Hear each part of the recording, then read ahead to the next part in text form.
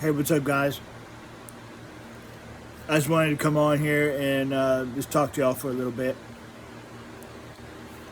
Um, you know, addiction is brutal,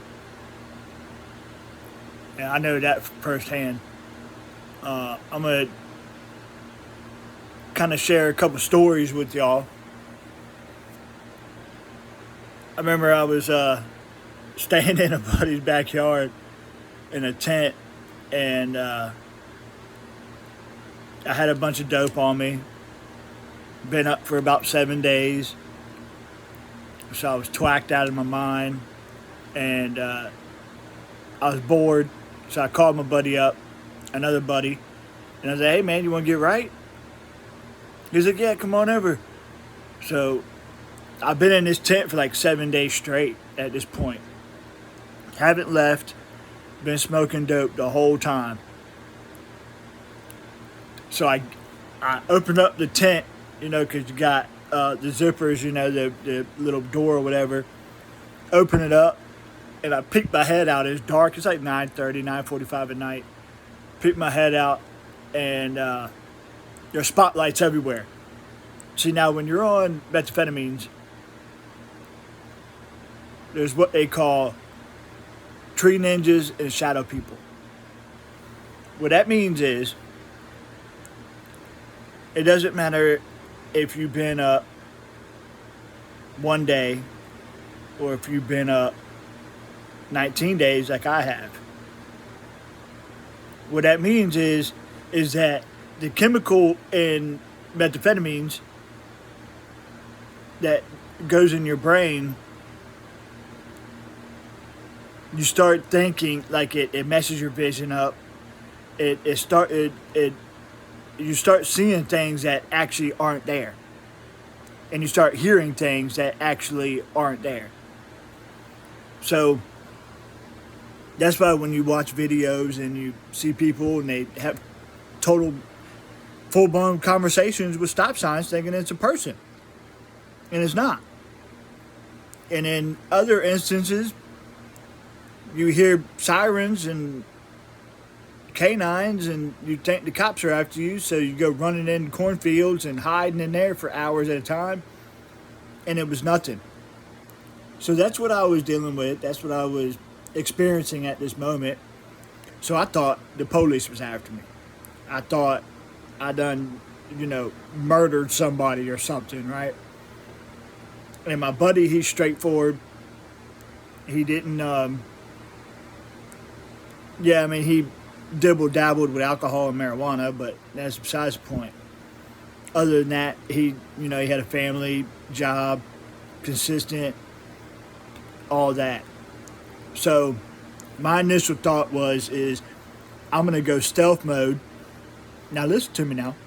I'm gonna go stealth mode, and I'm gonna get on my stomach, and I'm gonna crawl and hoping they can't see me. But that didn't work out too well. They still saw me. So anyways, I get to the back porch. He's got like a semi screened in back porch. I crawl my way up this makeshift steps that he had built, and I get up there, and I'm thirsty. I ain't had nothing to drink, so I'm thirsty. I'm looking in this little mini fridge that he had, and there was a Gatorade in there, so I took that. I'm drinking that, smoking me a cigarette. But at that time, I was smoking cigarettes. I don't now, but at that time, I was smoking cigarettes. And I had a conscious decision that, they're shining the light at his house. If they're shining the light at his house, it's going inside the window. So inside the house. So he can see these lights. So I'm like, oh shit, I got to get out of here. I got to get off this porch because he's going to see these lights. He's going to wake up. He's going to wonder what the hell's going on. So I go down the other way. Crawl my way down. I crawl underneath the porch, and I stash my dope up there. Right now, I ain't got no drugs on me. So I wait and I crawl my way to the woods. At this point now, it's blowing about 30, 35, at the most 40 mile an hour. Okay, so it's blowing pretty good. So I crawl my way into the woods where there's like small saplings and grass and other small bushes and everything like that. So I'm blended in. So I'm laying there and I'm on my stomach and I'm watching. And I see two lights. And now mind you, 15, 20 feet north of me, in front of me, is like a driveway / road. Okay? So I see two spotlights, flashlight, spotlight, whatever you want to call it, walking parallel or perpendicular to me on this driveway. And I hear people talking. Now I'm like, oh shit, they're gonna, and I'm wondering, I'm like, well, how come they ain't said like, hey, this is Onslow County Sheriff's Department, like, come out, like, we got you surrounded, like, none of that. So I'm weirded out at this point, right? So they keep going. They get about 10, 15 feet from me, and the lights disappear. I'm like, what the hell is going on? So I wait another 10, 15 minutes, and I get up. I go and get my dope, of course. Now it's like 10:30 at night. I'm twacked out of my mind, don't know what's going on. So I'm paranoid, to say the least. So I get up and I start walking. I start walking towards my buddy's house, and he lived like walking distance up the road. So I get up and I look over to my right, and there's a bunch of spotlights everywhere. See, now when you're on methamphetamines, every light is brighter than what was originally it. Like if you was not on drugs, right? Everything's brighter. So I get up and I'm walking toward my buddy's house. And I get there, and of course I party, whatever. About 3, 4 o'clock in the morning, I go to leave. And I'm sitting on the front porch, smoking me a cigarette because I'm totally twacked out at this point. And I see these lights again. And now, here comes the tree ninjas. Now this is where the tree ninjas come into play. I'm looking around and I see lights crawling up houses, crawling up trees, getting in the trees, getting on top of the roofs of the house, poles, everything you can imagine. This was going on. And now mind you, this is like the third or fourth time I've ever done methamphetamines. Okay? But I've been up 5 to 7 days at this point.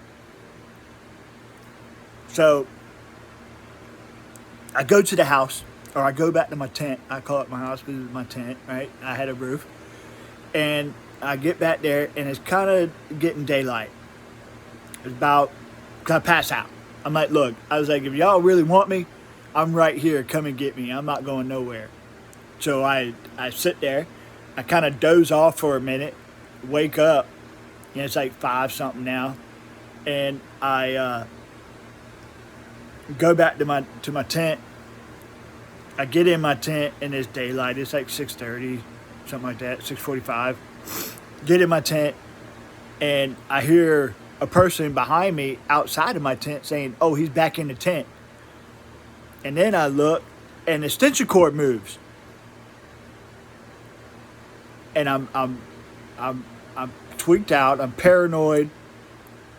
I don't know what's going on. So I open up the tent. I'm like, if y'all really want me, come and get me. I'm right here. I'm right here. So, you know, when you're on, you also got to remember too. Now, you can be inside, right, for days at a time, but when you get outside and you leave somewhere and it's daylight out and the sun is shining, it's going to burn the shit out of your eyes. It's going to burn to no tomorrow. I'm trying to tell you. And it burns so bad that you can't even see. You got to close your eyes. That's how bad it gets. So I've seen people where they'll take they'll get so twacked out, they'll take a torch. Right? I've stayed in many dope houses, trap homes. Oh, I got another story to tell you about the trap home situation, but let me finish this first. So, I was at a dope house one night, or I stayed at a dope house, and they did a lot of other shit too. They shot heroin and shit like that, fentanyl. But anyways, they'd get fucked up, and they would go in this dope house. People that used to live there, or still live there, but before were lazy. They would buy food, and then they wouldn't throw it away. They would just leave it on the counter.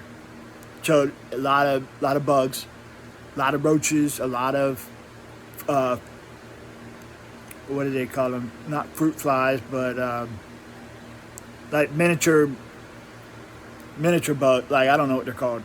But anyways,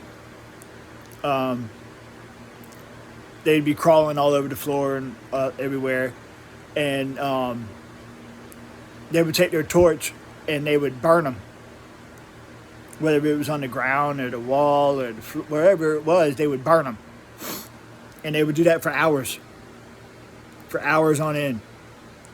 I've seen people like get so twacked out, and they'll take 2 flashlights and they would go on their hands and knees and looking for dope on the ground for in carpet, mind you, for 8 hours. I've seen it. I should have videoed it, but I didn't. But now this story that I'm about to tell y'all about this trap home deal. Now, it's funny because I was talking to my sister about it the other day, and she was like, "Yeah, you need to talk about that story. That was funny." Well, when I was in my addiction, like, you know, just like anybody else, nobody wants nothing to do with you, right? You're just a piece of shit. You know, you burn bridges, you steal from people, you rob people, you go to jail, you go to prison. I've been there and I've done it. So, I'm not that person now. But anyways, so my sister hadn't heard from me in a very long time. So she put out a missing person, she called and did a missing person report. And she remembered the last address that she seen me at, because she took me there, she picked me up from there to go and get, to Walgreens. I had to get some medicine for my depression and my anxiety. But so she called and she told them this address. They go there. Now, mindful, when they go there, the place I was staying, this trap home I was staying at, just got raided like 2 days or maybe even a day prior from them showing up. The police showing up. Right? They just got raided. The guy got raided. Big time got raided. And so they show up. The people there, they're paranoid, wondering why the cops are there again. And they're like, and they ask for me, and of course they say I'm not there. And then I go back, and they're like, "Oh, the cops were here looking for you." I was like, "For what?" They're like, "Your sister put a missing person out." I called my sister up right away. I was like, "What the hell are you doing? Like, you know where I'm at. Like, you know what was going on. Like, why would you put a missing person out knowing my situation?" Well, she didn't know my situation. She didn't know I was on drugs. She just by the assumption of the outlook of where I was at, kind of hinted to it. So she, in her defense, she really didn't know. And it's kind of funny now. And but yeah, you know, when you're on drugs, you just don't. You don't care about the consequences. You just care about your next hit, you know. And I did drugs for 30 years of my life. Started with marijuana, just like everybody else. Well, I don't know about everybody else, but me, I've done it. Cocaine, crack, meth, heroin, fentanyl. I OD'd once on fentanyl in a hotel room in my name with no Narcan. Woke up 15 minutes later in the shower. It's brutal. Especially nowadays, you never know what you're going to get. You never know. You never know. And,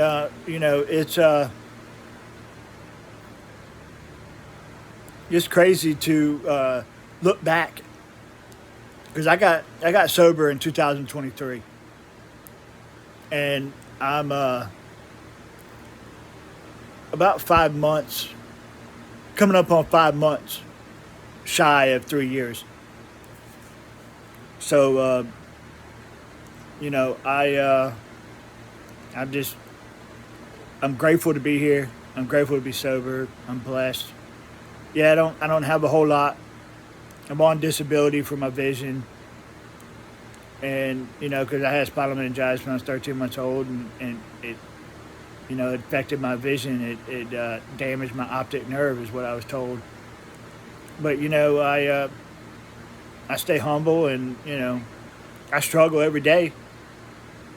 Me being 44 years old, not having nothing, it's all my fault due to my addiction. But I'm trying to make it better. That's why I created this channel to give back what was freely given to me. And my goal is to help the homeless get off the street due to addiction. And eventually open up or create a nonprofit organization to help the newcomers, the ones that want to go to want to get treatment, want to go to rehab, but their time is short, and they can't wait on the insurance to clear. So that's where I come in, and I get them in a detox before their insurance clears, and then they don't have nothing to worry about. So that's what my goal is.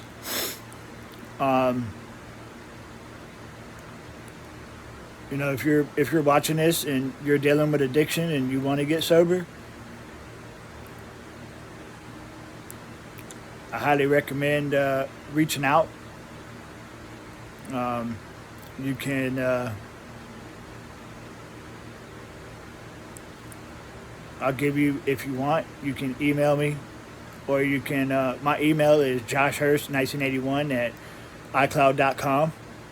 You can email me, and I can send you some numbers. And if you are in recovery and you're watching this and you're in detox or whatever, I highly recommend getting a sponsor. Somebody that you can resonate with. Somebody that you can talk to about anything. Somebody that you trust, like your mother, your father, your sister, your brother. Like a best friend. Somebody you can talk to about anything. And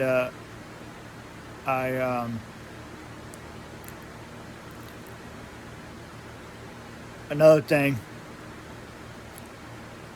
this recovery is not a game, right? It's not something that you do one quarter and then you take a break for 30 minutes or 45 minutes or a couple days or whatever. No, this is an everyday, all day, every day life experience that you're going to have to live the rest of your life.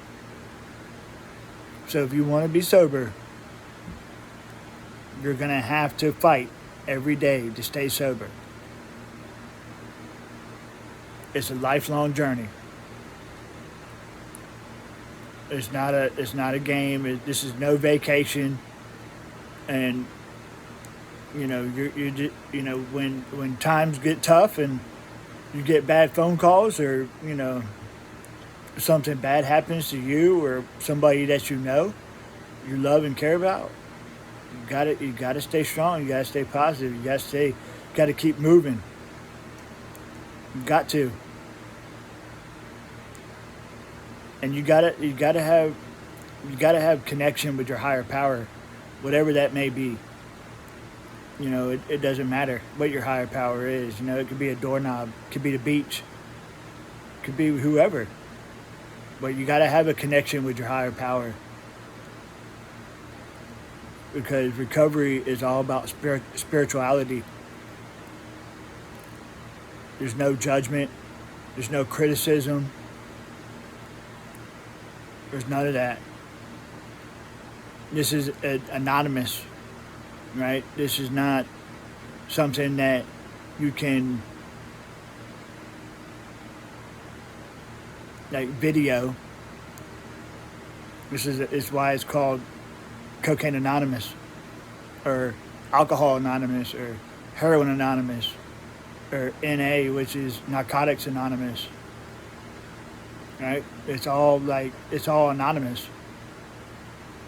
You come here at your free will, but you can also leave at your free will as well. It's free. It's like going to school. You go to detox, right? You learn how to be sober. You learn how to live sober, live a sober life, and the tools that they give you to do that. And then you graduate from detox to a treatment program, which is outpatient. And then that's like college. It's where you take all those tools that you learned in detox and you insert them in to your life when you're in outpatient. And that's just what it is. That's what you do. And don't think that recovery or sobriety is boring. It's not. We have fun.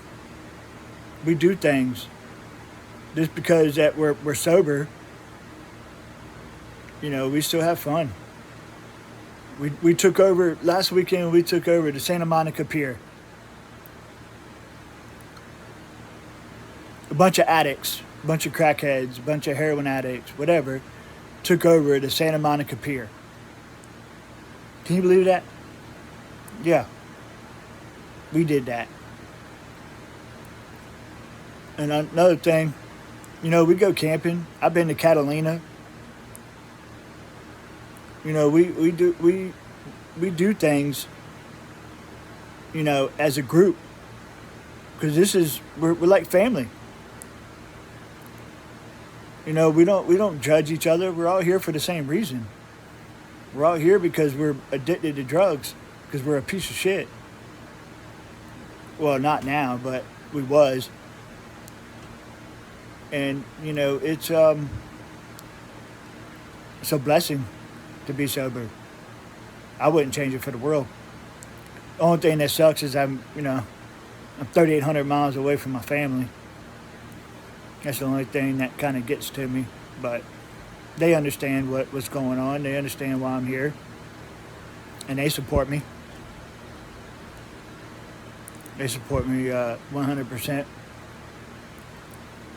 But,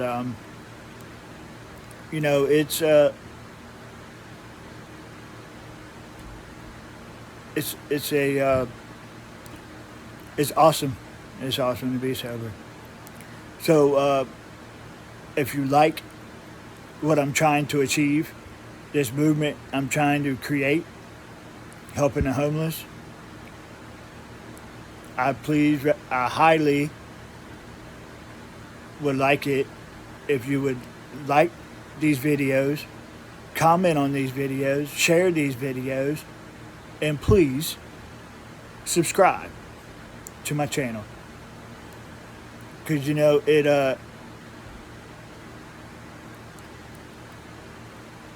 it helps the homeless. It really does. It really, really does. So, but thank you very much, and y'all have a blessed day.